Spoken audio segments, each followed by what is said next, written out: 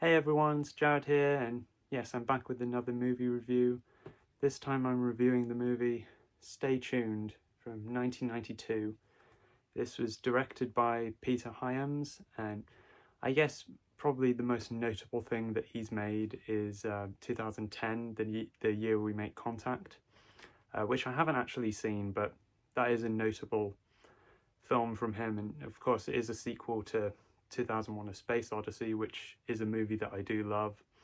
And this stars John Ritter, Pam Dawber, Jeffrey Jones, Eugene Levy, and basically it's about John Ritter's character named Roy Nabel. He is like a TV fanatic, and he's a husband and a father, and TV is great. I am a big fan. I love movies and TV, but the problem is Roy is far too obsessed with his TV and ignores his wife, and his family. And basically, his wife gets so annoyed at him ignoring her and just watching the TV that she smashes the family TV, which does seem a bit harsh. Even if he is way too obsessed with the TV, that does seem harsh, and his property damage. I mean, it's her property as well, but yeah, still. But that does lead to the main thing that gets the plot going is Roy ends up getting a new TV from this salesman named Johnny Spike, who's played by Jeffrey Jones. And basically it's like this hellish TV, it turns out. And they get this big satellite in their back garden. And yeah, it's a TV channel that they now have 666 stations. Yes, because 666, like devil. And yeah, it turns out it's Hell Vision. And yeah, Roy and his wife Helen get sucked into the TV, and basically all the movies and shows that are on the TV are all like hellish versions of real movies and TV shows. And yeah, it's just a lot of fun. Yes, and while they're away, I think their kids get a letter saying like mum and dad have gone out, but the son Daryl, he does start to figure out that mum and dad are in the TV, and he tries to convince his older sister Diane that, and obviously she won't believe him because it's a bit far out, that possibility. And yet, I have to say, this movie is just a lot of fun. I love all the TV parodies that you get. I mean, it does teach a very good lesson, not being too obsessed with the TV to the point where you ignore your friends and family. And I do like at the end, this does teach him a valuable lesson. You can see that Roy is changed by the end of this movie. And also, the thing is, him and his wife Helen were going to be divorced. She wanted to divorce because he was so obsessed with the TV. But I think this experience that they have going through the TV, it does actually bring them closer together, which I think is really sweet. And yeah, a lot of the TV shows, one that's very memorable is that game show. It's a lot of fun, and it's also, they have to answer questions that are like personal questions, and it is kind of creepy, like, how do you know this about us? But it's still funny, and it is fun to watch. I guess one big scene that is very memorable is when they're in this cartoon world where Helen and Roy are these cartoon mice, and it's kind of a Tom and Jerry type thing, and there's a robot cat who is chasing after them. And I guess it's based on, I think there was a Tom and Jerry short where Tom gets replaced by a robot cat. And that animated scene was done by the legendary Looney Tunes animator Chuck Jones. Now, he did later work on Tom and Jerry, but he worked on the later Tom and Jerry shorts, which are not considered to be as good as the earlier Hanna-Barbera shorts. But minus those Tom and Jerry shorts he worked on, you cannot deny that Chuck Jones was a legendary animator, and the animation is fantastic. Not only is the scene a lot of fun, but the animation genuinely is brilliant. It does seem, it's very much like a classic Chuck Jones cartoon, or even Tom and Jerry, like the good Tom and Jerry ones that ironically Chuck Jones didn't actually work on. Another one of the TV parodies that I think is very memorable is Roy ends up on a show called Saturday Night Dead, a parody of Saturday Night Live, and it's on a segment called Dwayne's Underworld, being a parody of Wayne's World. And it's interesting, this came out the same year as the Wayne's World movie, and apparently they did want Mike Myers and Dana Carvey to appear in the Dwayne's Underworld segment, but unfortunately they were too busy working on the Wayne's World movie, so they got impersonators. And I have to say, the impersonators in this do a very good job. I mean, I would love to have seen what it would be like actually having Mike Myers and Dana Carvey in this, but I cannot complain because the impersonators in this are fantastic. Another thing I love is how they go into other channels. You know, they find like the static thing, you know, like how you used to get on old TVs, and that's like a portal into another TV channel. That is really cool. I love that. And one of like parody that is on TV is a very dark joke, but I just find it hilarious. Is like you see this TV show, like it's people like dying of, like people having strokes, and then it reveals that the title of the show is Different Strokes. Like they didn't even change the title.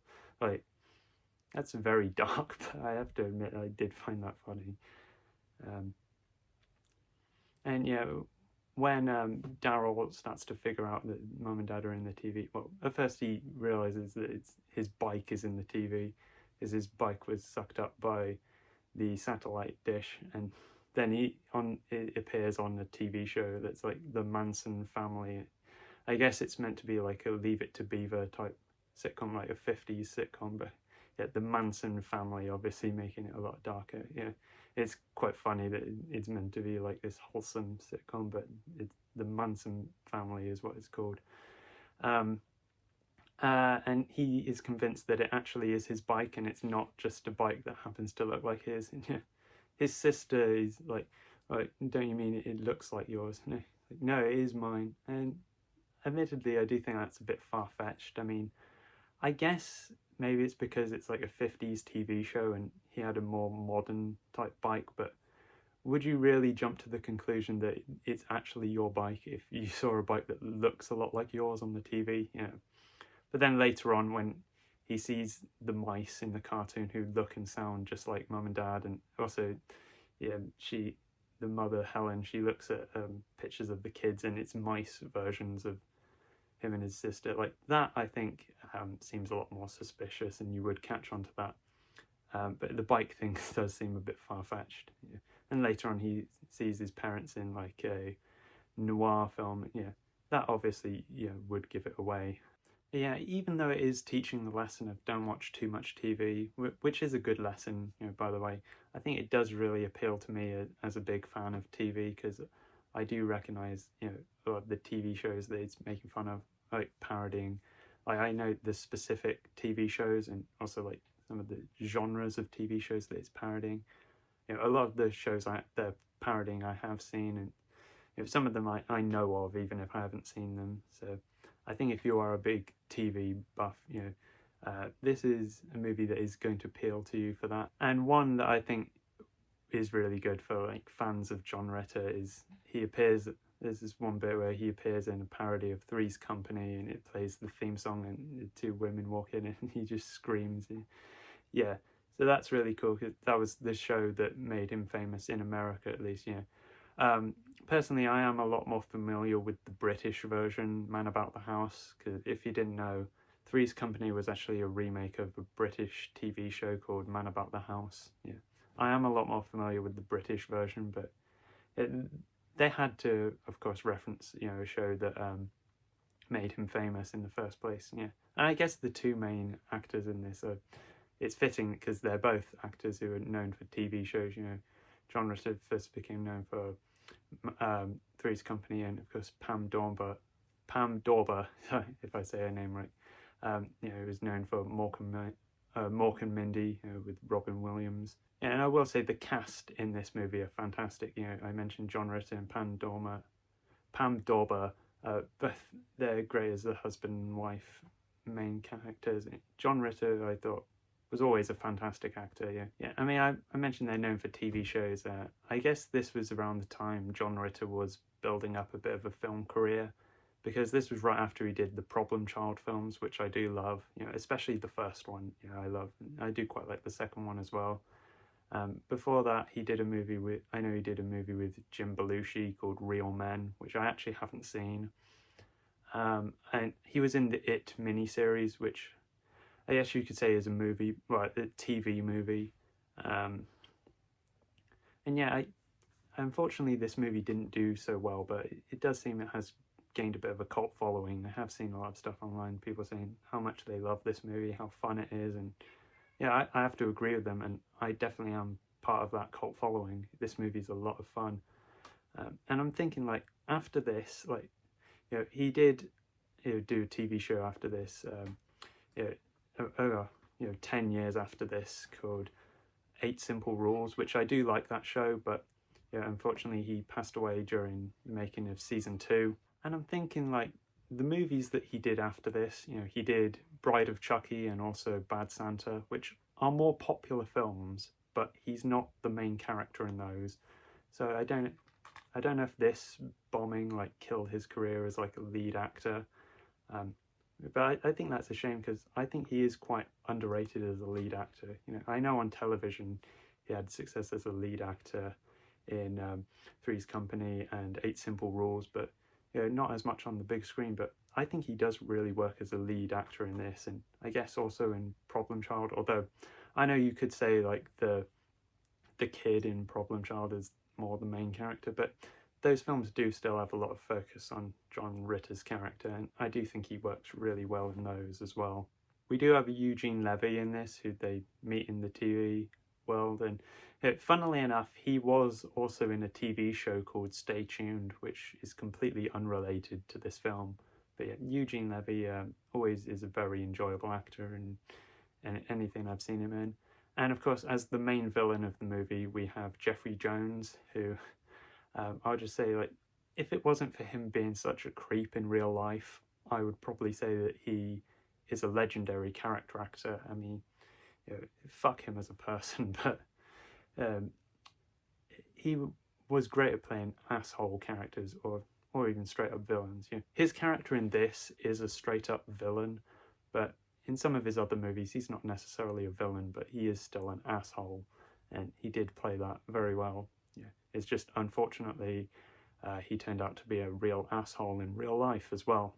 And since they did reference Three's Company with John Ritter, part of me is thinking, like, they missed a bit of an opportunity to reference Mork and Mindy with Pam Dawber, but maybe they thought that would be kind of repeating the joke. But yeah, but still, it would have been nice to have seen a reference to that. Oh, and another thing worth noting is that I heard that Pam Dawber was actually pregnant when they made this movie, and they had to film it in a way so that you couldn't see it. I don't think I noticed it when I watched it, but although I found that out after the last time that I viewed it, so maybe I'm gonna have to look out for that next time. So overall, I would highly recommend this. I'm very happy to have this Blu-ray. I've just picked up this Blu-ray recently. I had seen the movie before, and it was a lot of fun when I saw it then, and I have now rewatched it on Blu-ray, and it's still a really fun movie. Would highly recommend. If you think the whole concept of being stuck in the TV is fun, if you're a big fan of TV, I think you'll love it. You'll get all the references, and I think it'll also have a good lesson for you, to not be too obsessed with the TV to the point where you're ignoring your loved ones. If you're a fan of John Ritter, I definitely recommend it. I've always really liked John Ritter as an actor. The movie's just a really fun time. Highly recommend it. So yeah, hope you enjoyed this review. I have got some other movies that I'm thinking about maybe reviewing soon, but yeah, it was nice to do another review again. So yeah, stay tuned for whenever my next review will be, and yeah, see you guys. Bye.